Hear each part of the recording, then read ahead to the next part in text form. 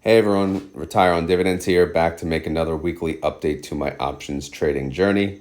If you're looking for more basic, detailed information on options, you can go to the description down below where I basically cover, some of the information on the other tabs, this tab, the visual wheel, and so forth. But anyway, starting on this tab, this is my options, basically my options playlist, right? These are the options ETFs that I play around with. And now there's a third member to the active group. As you know, I trade TSLL. Certainly, that's my favorite one. And then I've added TNA to the group. And the newcomer starting this week is BitX. That's a 2x leverage fund of Bitcoin.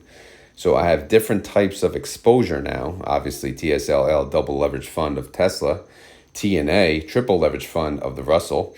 And then BitX, double leverage fund of Bitcoin. I will get involved with these two triple leverage funds eventually. Again, these are all 75% maintenance, which kind of sucks. The good news is BitX and TSLL is 50%. But again, most of these high risk ETFs will have a higher maintenance. This just means I can't borrow as much money when I actually own the funds. Okay? But as far as their implied volatility, as you can see, BitX has a higher implied volatility than even TSLL, 111% versus 109. TNA is lower, 64%, even though it's triple leveraged. However, it's triple leveraged of an index. So I consider that one the safer of the bunch. All right, so anyway, let's get to it. So how did this week go? This week went freaking amazing. All right, so let me zoom in here without taking too much off the screen. So anything in gray is what I previously covered in prior videos. So we'll start at the top. I sold a put that expired on 8/30, which was yesterday. I sold a put on TSLL. It was a 950 strike price. So that means if TSLL closed below 950, then I would be assigned and I'd have to buy 100 shares at 950. TSLL closed at 963. Obviously, that's just above 950. So go to the right. What happened? It expired worthless. All right. So basically, I get the collateral back. I fronted $950. I get the collateral back. And again, I keep my premium of $30. By the way, this yielded me on an annualized basis 115%. I also had two other puts on TSLL, lower strikes though, 9 and 850. So obviously these did not get assigned either. I collected $15 and $16 on those, and these yielded a little less at 76% and 85%. As you can see, they expired worthless. Now, those were contracts from previous weeks. Now, these are all the contracts that I traded this week. So I went a little put crazy. So I sold quite a few puts on TSLL. Let's go through them. I sold a put for $9 for TSLL, $9.50, $8.50, and $8. All right. I collected $28, $45, $23, and $16. As far as what I annualized for those trades, 103%, 157%, 89%, and 73%. So I do like to scatter my puts. Again, when I sell a put, basically I'm collecting premium for saying I will buy these shares at this price by this expiration if the underlying ticker goes below that price. So that's the risk. But that's a risk I'm willing to take because, again, I don't care if I get assigned. If TSLL closes below these strike prices, I do not care. I would like the shares, to be honest, because I want to sell calls. But if I don't get assigned, then whatever. I'll just use that collateral, that money that I put up front. I'll use that the following week, right? And I'll just continue the process over and over and over again. Now, so that was for TSLL. Then I did a BitX. I got involved with BitX.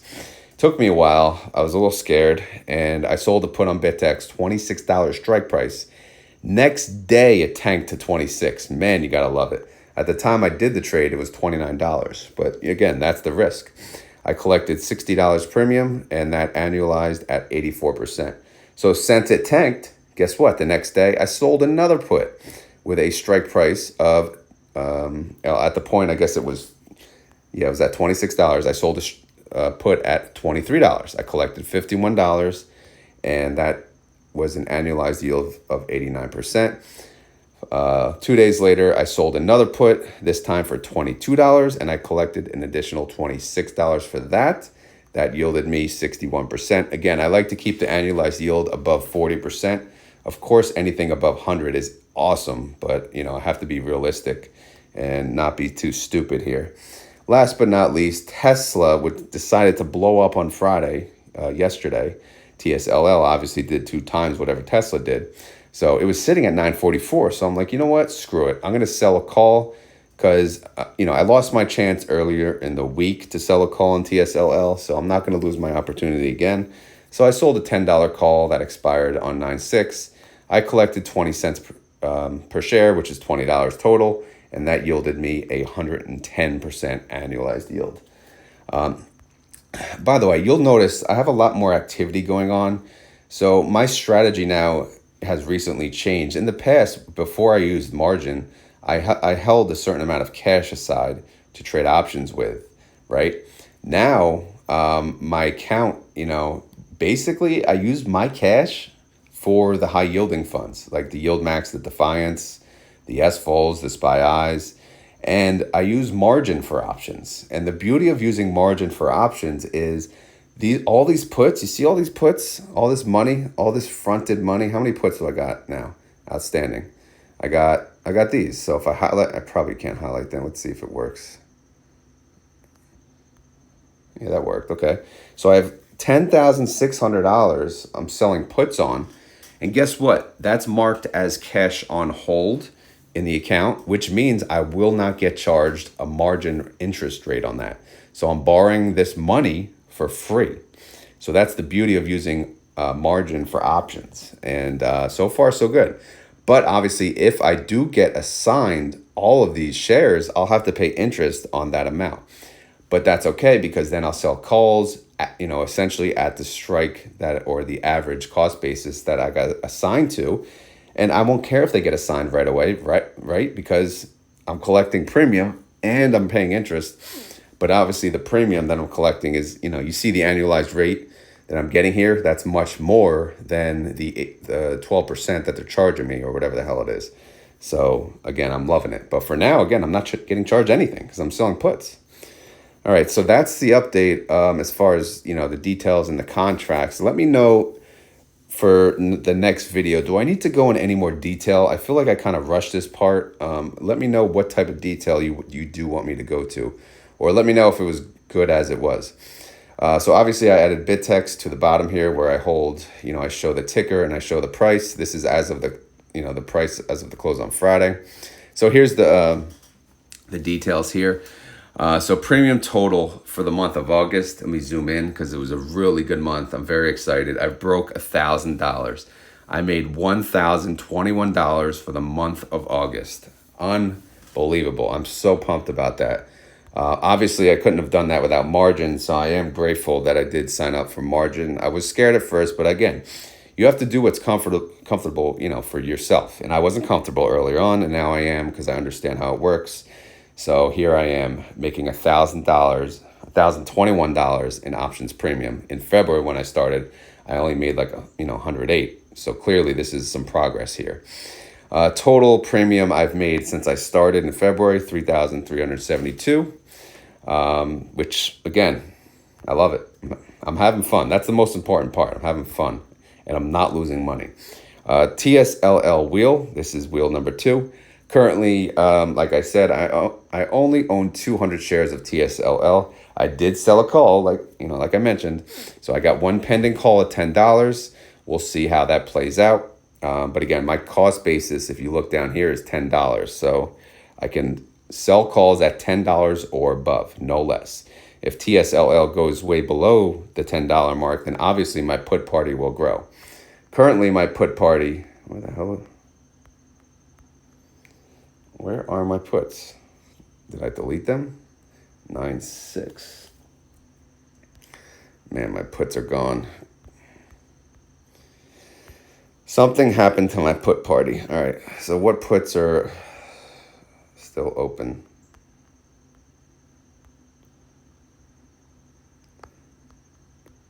These. All right, so what strikes we got? We got 8, 850, 9, 950. I don't know what happened to them. 8, 850, 9, 950. I've been working on a lot of different things this morning, so I can't be too surprised that something got screwed up. So here is where I stand. Again, I have 200 shares of TSLL that I do own, 1 call pending, and then I have 4 puts also pending for next week. Various strike prices, so obviously I am scattering my strikes. Next week, if TSLL stays flat or goes down, I will continue to sell puts that expire on 9/13 the following week. If TSLL stays flat or goes up, I will sell a call on the remaining 100 shares that I do own. So that's my plan for next week. TNA wheel, I got nothing going on. This wheel has been closed. I will add another wheel once I'm able to sell more puts, but it's not at a price that I want, so I'm not going to force anything. BITX, the newest wheel. I don't own any shares of BITX yet. I do have a put party going on right now. I have 3 puts pending for this Friday, 22, 23, and 26. So we'll see how that goes. If I get assigned, then great. And then I'll continue to, I'll continue to sell puts and sell calls as needed, and hence the wheel. Again, it's not really a wheel until an actual put gets assigned. That's how I feel about it. Again, everyone plays the wheel their own way. So it's all good. All right, as far as what is going? Oh, never mind. I'm losing my mind here. As far as the weekly income, for this past week, I produced $269 in premium income. That is not a record. However, I did yield 2.33%, which did beat last week's yield and last week's premium. So again, the weeks will fluctuate depending on how good the trades are. Again, sometimes when I get to sell more calls than puts, I will typically produce more premium because I can yield much, much more. I notice a premium is much better for the calls than the puts. Of course, it depends on how far out of the money you're going, or even in the money or at the money that you're doing. So again, I made $269 this week in options. Last but not least, I have the retire on options hypothetical tab. This is just for fun. But in summary, if you go to the options tab and you go to the annualized column on the bottom, I have what is the average, what I'm averaging on an annualized return basis, and it's 241%. So that value comes right here under the rate of return. However, I do consider that unrealistic to maintain. So I will cut that into a third, and a third of that is 80%. So realistic rate of return is 80%. So between the two, obviously, I would have to hold a low capital of 82,000 and a high capital of 248,000 in order to produce an annualized income of 200,000 per year in options premium. So my goal on my options count alone when I retire to make 200,000. The safe bet, I would need at least 250,000 per se. Now, is that doable? Of course it is. Not right now. I don't have that kind of money now. I don't even have the low capital now in my account. I got about maybe 55K or so, but still. And I'm also not trading. I'm not using my account to do all options, right? I'm just using the margin. So, but again, we'll see how this goes. I may convert my entire account to just me trading options if I'm ballsy enough. But I do like the strategy I have now. I'm paying the fund managers to do a lot of the trading for me. And I'm pretty much using the margin and then some cash to do options on my own. And, I'm having fun with it. So anyway, that's the update as far as options are concerned. I hope you guys enjoyed this video. I hope this is motivational for the people that do not understand options. If you do not understand options and you're trying to learn, Obviously, the best route, go to YouTube and Google options for beginners. There's so many good videos out there. There's so many good YouTubers that have good content out there. Obviously, if you prefer my content, of course have an options playlist. But I keep it simple. I don't talk, certain ways. I don't mention the Greeks because I know I'm going to get yelled at from my friends in Discord. I don't use the Greeks. Of course, yeah, I should probably use Delta, but honestly, I don't give a damn about the Delta. I give a damn what I think, right? Do I care if I get assigned at the price that I'm choosing? No, I don't. Delta tells you the likely percentage that you'll get assigned. How the hell do they know? Are they timing the market? Again, and then there's time Greek, and there's this Greek and that Greek, and I don't use it. That's just me. Should I use it? Probably. Will I ever use it? Maybe. Right now, I don't use it. I ain't got time for it. I'd rather use charts at this point, the EMAs, the SMAs, whatever. That's a little more complicated, but I am working my way into that.